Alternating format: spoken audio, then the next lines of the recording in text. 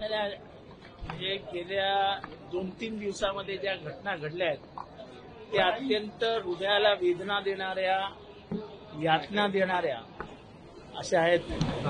आज सकाळी उत्तरेकडे हरिद्वाराच्या केदारनाथ इथे एक हेलिकॉप्टर कोसळलं. ते सरतं नाही सरतं तर आता बातमी येते की मावळमध्ये हे साका म्हणजे ब्रिज कोसळून काही जण पाण्यामध्ये वाहून गेली आहेत. देवाच्या मनात काय मला माहीत नाही, पण या सगळ्या बातम्यांनी मनाला वेदना होतात.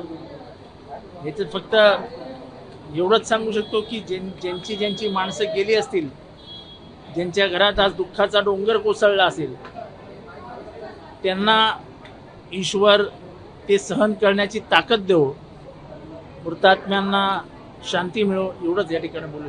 काय आवडतं राजकोट मधील जो छत्रपती शिवाजी महाराजांचा पुतळा पुन्हा उभा करण्यात आला, त्याच्यात सबूतकऱ्याला जे आहे भगदाड पडलेला आहे.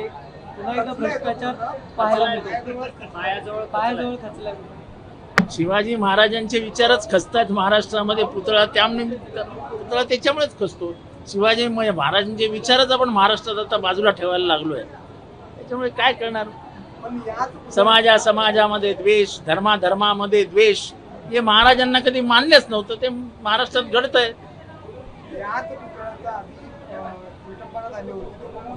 मात्र त्यानंतर भाजपने सरकारने खूप गाजावाजा करत पुन्हा कोट्यावधी रुपये खर्च केले, मात्र पुन्हा एकदा भगदाड पडली. अब लूटने का, अब महाराज के नाम से लूटने का टाइम आ गया है.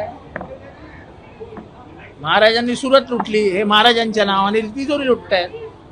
शनी शिंगणापूर मधल्या जवळपास 114 मुस्लिम कामगारांना काढून टाकण्यात आलंय, परंतु शनी शिंगणापूर मधल्या संस्थानांचं म्हणणं आहे की जे काही कर्मचारी काढलेत ते कोणतीही पूजा अर्चेसाठी कर्मचारी नव्हते, तर तिथचे अहो पूजा अर्चा करण्यासाठी काही जणांचा राखीव आहे ना 5000 वर्षापासून.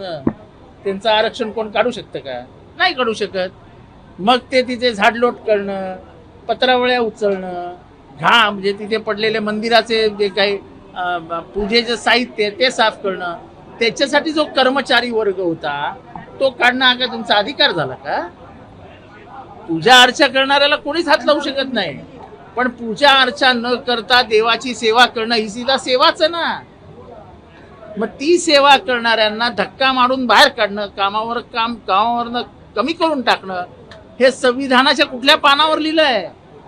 तुमचं संविधान जात पात धर्म याच्या पलीकडे जाऊन तुम्ही नोकरी धंदा काम शिक्षण हे देत असताना धर्माचा विचार जातीचा विचार करता कामा नये. संधीनुसार द्यायला पाहिजे हे जेव्हा म्हणता तेव्हा त्याच धर्माच्या आधारावरती जर तुम्ही नोकरीवर न काढत असाल तर याला कसं म्हणायचं पुरोगामी महाराष्ट्र? हा जात्यांधांच्या ताब्यात गेलेला महाराष्ट्र आहे. आजपर्यंत आतापर्यंत सरकारने ह्याच्यावरती गंभीर दखल घेऊन 114 जणांना त्वरित कामावर घेण्याचे आदेश काढायला हवे. आधी तुम्ही जातीवरनं लोकांना छळलं, आता धर्मावरनं छळतात. कालांतराने धर्म आणि जात एक होतील आणि धर्म आणि जातीवरनं या महाराष्ट्रामध्ये वाटोळ होईल. म्हणजे काय? मग मला तेच सांगतो की जात्यंध एवढे आंधळे झाले आहेत की त्यांना समाज व्यवस्था पार मोडकळीला आणून तोडून फोडून टाकायची आहे. महाराष्ट्राचा विनाश करायचा आहे. धर्मद्वेष हा महाराष्ट्राला विनाशाकडे घेऊन जाईल. महाविकास आघाडीचं सरकार बनत होतं त्यावेळेला मुख्यमंत्री पदासाठी एकनाथ शिंदेचं नाव होतं, परंतु ठाकरेंच्या घरातून प्रेशर झाल्यामुळे उद्धव ठाकरे मुख्यमंत्री झालं असं भरत गोगावले म्हणत होते. दावा करतात भरत गोगावले हे कदाचित हे मातोश्रीच्या किचन मध्ये असायचे. मला माहित नाही, त्यांना अधिकची माहिती असेल. मला काय. परंतु रश्मी ठाकरेंवरती त्यांनी गंभीर आरोप लावले. रश्मी ठाकरेंमुळे आता आरोप कोणी कोणावरही लावू शकतो, त्यात काय मोठं आहे. अजित पवार माळेगावच्या सहकारी कारखान्याच्या निवडणुकीच्या प्रचारामध्ये म्हटले की मी कोणालाही निवडून आणू शकतो, मी कोणालाही पाडू शकतो. हे संपूर्ण महाराष्ट्रानं पाहिलेलं आहे. पुरंदरमध्ये पाहिलंय, शिरूरमध्ये पाहिलंय. शिरूरमध्ये खरं तर पवारांचा पराभव देखील झालेला होता. त्यामुळे अशा पद्धतीचं एक भाषण अजित पवारांकडनं होतं.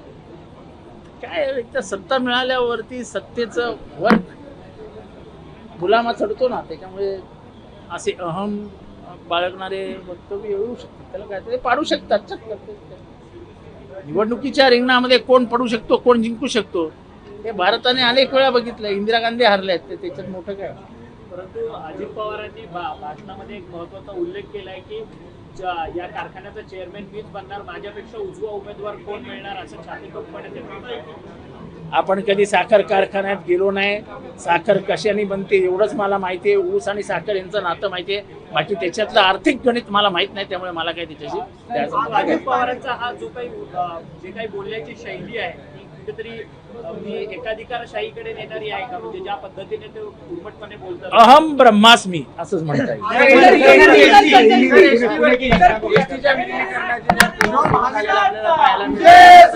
एसटीच्या जे कारणाचा इशारा दिलेला आपल्याला पाहायला मिळतो. महाविकास आघाडी सरकार जेव्हा होतं तेव्हा त्यावेळेस हेच एसटीच्या सरकार कर्मचाऱ्यांचं जे एसटीचं विलगीकरण करावं यासाठी आंदोलन करत होती. मात्र तसं काही झालं दिसत नाहीये. अहो, त्यांची आंदोलन ही खोटीच असतात नेहमी. महाराष्ट्राच्या जनतेला आता समजेल.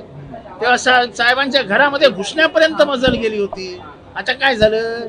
पण हा दुटप्पी अरे दुटप्पे खोटारडे, ते खोटारडे. सरकार हिंदी में जाना चाहेंगे जिस तरीके से पुणे में 2 घटना हुई है, एक उत्तराखंड में जो फ्लाइट क्रैश देखो ऐसा है, अहमदाबाद की घटना, उत्तराखंड की घटना और यानी केदारनाथ की घटना, और अभी 1 घंटे पहले जो महाराष्ट्र में मावल में जो घटना हुई, क्या कहे उसके बारे में? मौत ये किसी को कह के तो आती नहीं है. बुलावा आया है, लोग चले गए, लेकिन ऐसा होना ये दिल को दर्द देने वाला है. उन लोगों के आत्माओं को शांति मिले, इसके सिवा और हम क्या कर सकते हैं. लेकिन सर कहीं ना कहीं जिस तरीके से ब्रिज टूटा गया है, कहीं ना कहीं भ्रष्टाचार भी इसमें सामने आता है. फिर मुझे मालूम नहीं ब्रिज कितना पुराना है. मैंने जो ब्रिज देखा है, वहाँ पे जो वीडियो आया है, वो ब्रिज मुझे पुराना सा दिख रहा है. शासन की ये जिम्मेदार, ये नहीं बोलना चाहिए क्योंकि अभी लोग चले गए, लेकिन जिस तरीके से वो लोखंड का है वो ब्रिज, आप अगर सूक्ष्म नजर से वो लोखंड के ब्रिज को देखो तो पहले से ही कमकुवत हो गया है. तो उसकी पहले से ही उसको रोक देना चाहिए था. मुझे मालूम नहीं सत्य परिस्थिति क्या है, उसके आगे मैं कुछ नहीं बोलना चाहता. Thank you. और हमारा आज शिबिर हुआ. आज आमचं शिबिर झालं. मोठ्या उत्साहात हे शिबिर पार पाडलं. पवार साहेबांनी आघाडीचे संकेत दिलेले आहेत. वरिष्ठ पातळीवर चर्चा करू असंही सांगितलेलं आहे. त्याच्यामुळे आम्ही आमच्या तयारीला लागलेलो आहे.